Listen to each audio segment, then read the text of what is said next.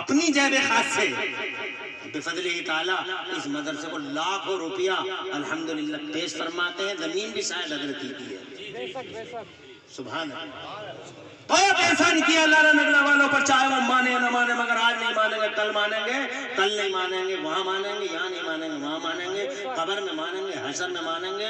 اس دن ضرور مان لیں گے جس دن ان سے پوچھا جائے گا کہ اچھا ٹھیک ہے یہ بتاؤ تمہارے پاس ہے تو کچھ نہیں, سب بلیک ہی بلیک ہے تمہارے پاس, یہ بتاؤ کہ کیا تم کسی عالم کی بستی میں رہتے تھے یا نہیں؟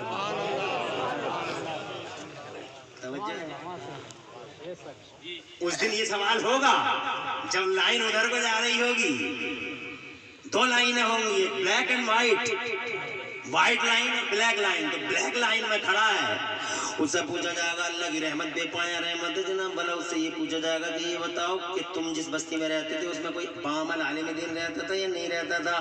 تو جناب والا اب سمجھ گیا کہ بولے اب اس نے سمجھا کہ یہی نجات کا راستہ ہے. جناب والا بولا سینہ تان کے, اللہ میرے پیارے میرے, ایک بامل عالم کی بستی میں تو رہتا تھا, ارشاد فرمایا فرشتوں بلیک لائن سے نکالو اسے.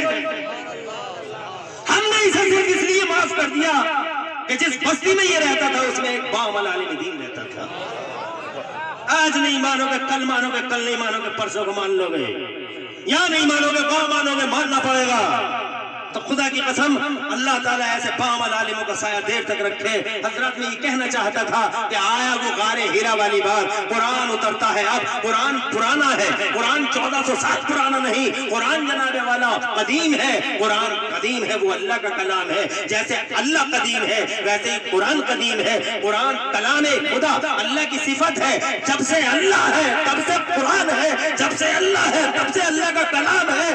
یہ کاغذ کی بات, روشنائی کی بات میں نہیں کر رہا ہوں, یہ لکھائی چھپائی اور پریسوں کی بات نہیں کر رہا ہوں. جو اللہ کا کلام ہے وہ ہمیشہ